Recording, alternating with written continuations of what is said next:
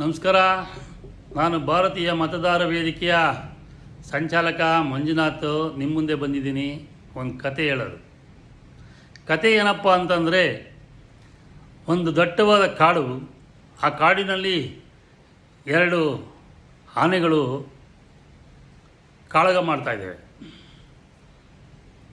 ಆ ಕಾಳಗ ಎಷ್ಟಿತ್ತಪ್ಪ ಅಂತಂದರೆ, ಸುತ್ತಮುತ್ತಲಿನ ಪಕ್ಷಿಗಳು, ಸಣ್ಣ ಸಣ್ಣ ಪ್ರಾಣಿಗಳು ಇವೆಲ್ಲ ತಮ್ಮ ಮನೆಗಳನ್ನು, ತಮ್ಮ ಗೂಡುಗಳನ್ನು ಕಳ್ಕೊಳ್ಳುವಂಥ ಒಂದು ಭೀತಿಯಲ್ಲಿ ಅವು ಈ ಕಾಳಗವನ್ನು ನೋಡ್ತಾ ಇರ್ತವೆ.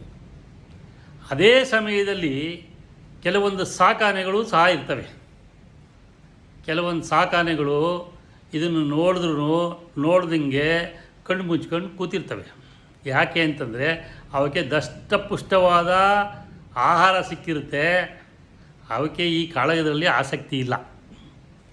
ಅಥವಾ ಈ ಪಶು ಪಕ್ಷಿಗಳ ಮನೆ ಕಳ್ಕೊಳ್ಳೋದ್ರಲ್ಲಿ ಅವಕ್ಕೇನು ಆಸಕ್ತಿ ಇಲ್ಲ.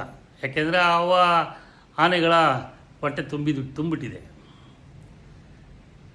ಮಾರಲ್ ಆಫ್ ದ ಸ್ಟೋರಿ ಏನಪ್ಪ ಅಂತಂದರೆ, ಈ ಕಥೆಯಲ್ಲಿ ಬರ್ತಕ್ಕಂಥ ಕಾಡಾನೆಗಳು ಯಾರಪ್ಪ ಅಂತಂದರೆ, ಒಂದು ಕುಮಾರಸ್ವಾಮಿಯವರು, ಇನ್ನೊಂದು ಡಿ.ಕೆ. ಶಿವಕುಮಾರ್ ಅವರು. ಪಶು ಪಕ್ಷಿಗಳು, ಸಣ್ಣ ಸಣ್ಣದ ಮರಿಗಳು, ಸಣ್ಣ ಸಣ್ಣ ಪ್ರಾಣಿಗಳು ಯಾರಪ್ಪ ಅಂದರೆ ನಮ್ಮ ರೈತರು. ಇನ್ನು ಮೂಕ ಪ್ರೇಕ್ಷಕರಾಗಿ ಕುಳಿತಕ್ಕಂಥ ಯಾರಪ್ಪ ಅಂದರೆ ನಮ್ಮ ಎಲ್ಲ ಮಠಾಧೀಶರು. ಯಾಕೆ ಅಂತಂದರೆ ಇವತ್ತು ರೈತ ಜಮೀನು ಕಳ್ಕೊಳ್ತಾ ಇದ್ದಾನೆ, ರೈತನ ಜಮೀನು ಹೋಗ್ತಾಯಿದೆ. ಯಾರು ಮಠಾಧೀಶರು ಬಾಯಿ ಬಿಡ್ತಾ ಇಲ್ಲ, ಯಾರು ಅವರ ಇದಕ್ಕೆ ಬರ್ತಾಯಿಲ್ಲ. ಮಠಾಧೀಶರಿಗೆ ಏನಪ್ಪ ಅಂತಂದರೆ, ತಮ್ಮ ಮಠಗಳ ಜಮೀನುಗಳು ಇದೆ ಸುತ್ತಮುತ್ತ ಅಭಿವೃದ್ಧಿ ಆದರೆ ಅವ ಬೆಲೆಗಳು ಜಾಸ್ತಿ ಆಗಲಿ. ರೈತರು ಕೊಟ್ಟಂಥ ಜಮೀನುಗಳವೆಲ್ಲ, ಮಠಾಧೀಶರು ಅರ್ಥ ಮಾಡ್ಕೋಬೇಕು. ರೈತರು ಕೊಟ್ಟಂಥ ಜಮೀನುಗಳವೆಲ್ಲ ಇವತ್ತು ಅದನ್ನು ವ್ಯಾಲ್ಯೂ ಹೆಚ್ಚಿಸ್ಕೊಳ್ಳೋಕ್ಕೋಸ್ಕರನೋ ಅಥವಾ ಸರ್ಕಾರದಿಂದ ಏನೋ ಸವಲತ್ತು ಪಡ್ಕೊಳ್ಳೋಕ್ಕೋಸ್ಕರನೋ ತಾವು ಸುಮ್ಮನೆ ಕೂತ್ಕೊಂಡ್ರೆ, ಸ್ವಾಮೀಜಿಗಳೇ, ನಮ್ಮಂಥ ಬಡವರ, ನಮ್ಮಂಥ ರೈತರು ಯಾರ ಹತ್ರ ಹೋಗಿ ಮೊರೆ ಇಡೋಣ? ಯಾರ ಹತ್ರ ಕೇಳೋಣ? ರಾಜಕಾರಣಿಗಳೇ. ಯಾವ ರಾಜಕಾರಣಿಗಳು ಒಳ್ಳೆಯವರಿಲ್ಲ. ಕೆಟ್ಟ ರಾಜಕಾರಣಿ, ಒಳ್ಳೆ ರಾಜಕಾರಣಿ ಅನ್ನೋದೇ ಇಲ್ಲ. ಆದರೆ ನೀವುಗಳು ಮಾರ್ಗದರ್ಶನ ಮಾಡಬೇಕಂತಂದರು ಸರ್ಕಾರಕ್ಕೆ ಮಾರ್ಗದರ್ಶನ ಮಾಡಬೇಕು ಅಥವಾ ರೈತರಿಗೆ ಮಾರ್ಗದರ್ಶನ ಮಾಡಬೇಕು. ನೀವು ಸುಮ್ಮನೆ ಕೂತ್ಕೊಂಡ್ಬಿಟ್ರೆ, ಸ್ವಾಮೀಜಿಗಳೇ ದಯವಿಟ್ಟು ಅರ್ಥ ಮಾಡ್ಕೊಳ್ಳಿ. ರೈತ ಬೆಳೆದಂಥ ಒಂದು ಕುಂಬಳಕಾಯಿನ ನಮ್ಮ ಮಠಕ್ಕೆ ಕೊಡಬೇಕು ಅಂತ ಒತ್ಕೊಂಬಂದು ಕೊಟ್ಟಂಥ ದಿನಗಳಿದೆ. ರೈತ ಇವತ್ತು ಅನೇಕ ಮಠಗಳು ಇರೋದು ರೈತರುಗಳು ಕೊಟ್ಟಂಥ ದಾನದಿಂದ.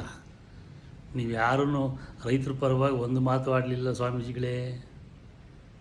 ಯಾರಾದರೂ ಬಾಯ್ಬಿಟ್ರಾ? ಆನೇಕಲ್ಲಲ್ಲಿ ಅಕ್ವಿಷನ್ ಆಯಿತು, ಚನ್ನರಾಯಪಟ್ಟಣದಲ್ಲಿ ಜಮೀನು ಕಳ್ಕೊಂಡ್ರು, ದೊಡ್ಡಬಳ್ಳಾಪುರದಲ್ಲಿ ಜಮೀನು ಕಳ್ಕೊಂಡ್ರು, ನೆಲಮಂಗಲದಲ್ಲಿ ಪೂರ್ತಿ ವಾಶ್ ಔಟ್ ಆಗೋಯ್ತು. ನೆಲಮಂಗಲನೇ ಇಲ್ಲ. ತಿಪ್ಪಕೊಂಡನಹಳ್ಳಿ ಕೆರೆನೂ ಹೋಯ್ತು, ಮಂಚಿನ ಬೆಲೆ ಕೆರೆ ಹೋಯ್ತು, ಅರ್ಕಾವತಿ ನದಿ ಹೋಯ್ತು, ಋಷಭಾವತಿ ನದಿ ಹೋಯ್ತು. ಇದು ಯಾವುದು ನಿಮ್ಮ ಕಣ್ಣಿಗೆ ಕಾಣ್ತಾನೆ ಇಲ್ವಲ್ಲ? ನಾವು ಏನು ಮಾಡೋಣ? ರೈತರು ಯಾರ ಹತ್ರ ಹೋಗೋಣ? ಬುದ್ಧಿ, ದಯವಿಟ್ಟು ಈಗಲಾದರೂ ಬನ್ನಿ, ಮಾರ್ಗದರ್ಶನ ಮಾಡಿ ರೈತರಿಗೆ, ಅಥವಾ ಸರ್ಕಾರಕ್ಕೆ ಮಾರ್ಗದರ್ಶನ ಮಾಡಿ, ಅಥವಾ ವಿರೋಧ ಪಕ್ಷಗಳಿಗೆ ಮಾರ್ಗದರ್ಶನ ಮಾಡಿ, ಅಥವಾ ಈ ಕಿತ್ತಾಡ್ತಕ್ಕಂಥ ಆನೆಗಳಿಗೆ ಮಾರ್ಗದರ್ಶನ ಮಾಡಿ. ಯಾವುದೂ ಮಾಡದೆ ಸುಮ್ಮನೆ ಕೂತ್ಬಿಟ್ರೆ ನಮ್ಮಂಥವ್ರ ಪಾಡೇನು, ರೈತರ ಪಾಡೇನು? ದಯವಿಟ್ಟು ಅರ್ಥ ಮಾಡ್ಕೊಳ್ಳಿ. ಇದು ನನ್ನ ಕಳಕಳಿಯ ಮನವಿ. ರೈತರು ಇದೇ ಥರ ಆದರೆ ಮಠಗಳಿಗೆ ಬರೋಲ್ಲ. ಇನ್ನು ನೆಕ್ಸ್ಟು ನಾವೆಲ್ಲ ಮಠಕ್ಕೆ ಬರೋಕ್ಕೆ ಯೋಚನೆ ಮಾಡಬೇಕಾಗತ್ತೆ, ಮಠಕ್ಕೆ ಹೋಗೋದಾ ಬೇಡವಾ ಅಂತ.